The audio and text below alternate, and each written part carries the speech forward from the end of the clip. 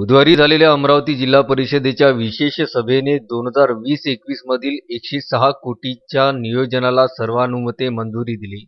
विशेष म्हणजे कोरोनानंतर राज्य सरकारने दिलेल्या निधीमध्ये भरमसाठ वाढ केली असल्याचं जिल्हा परिषद अध्यक्ष बबलू देशमुख यांनी स्पष्ट केलं। जिल्हा परिषदेच्या पंजाबराव देशमुख सभागृहात बुधवारी विशेष सर्वसाधारण सभेचं आयोजन करण्यात आलं होतं। सभेच्या सुरुवातीला शिक्षण आणि बांधकाम सभापती प्रियंका दगडकर यांना सभागृहाने मौन श्रद्धांजली वाहिली। कोरोनानंतर एका वर्षाच्या कालावधीनंतर प्रत्यक्ष सभेचे आयोजन करण्यात आले होते।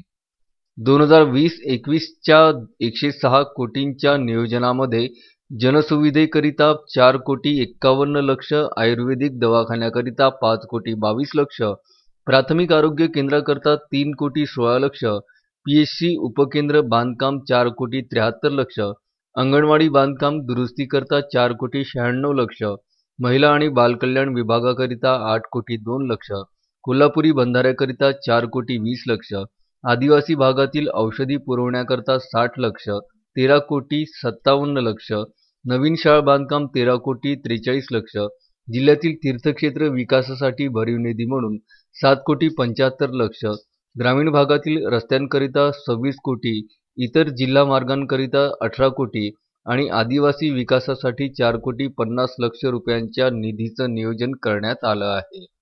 या व्यतिरिक्त 20 कोटींच्या अतिरिक्त निधीची तरतूद देखील राज्य शासनाकडून होणार आहे। वरील निधी जिल्हा परिषदेला मार्च 2022 अखेरपर्यंत खर्च करावयाचा आहे। मागच्या वर्षी जो पैसा BJP गव्हर्नमेंट असताना दिला होता तो मला वाटतं काहीतरी 55-60 कोटी होता।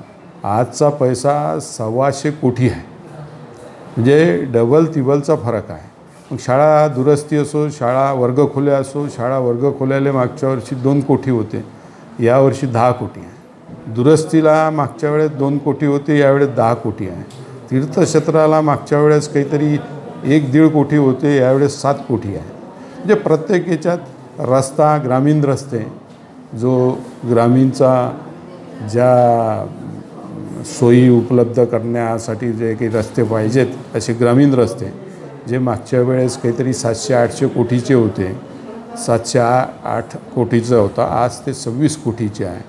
50-54 म्हणजे जिल्हा मार्ग जे काही मागच्या वेळेस 500-600 कोटीचा होता, आज ते 18 कोटीचे आहे। म्हणजे असं प्रत्येक याच्यात सरकारनं करोनाचं वर्ष असतानाही एवढं भरमसाठ वाढ दिली आणि जिल्हा परिषदला 1 वर्ष हा पैसा खर्च करता येईल। पुढच्या मार्चपर्यंत हा पैसा आपल्याला खर्च करावा लागेल।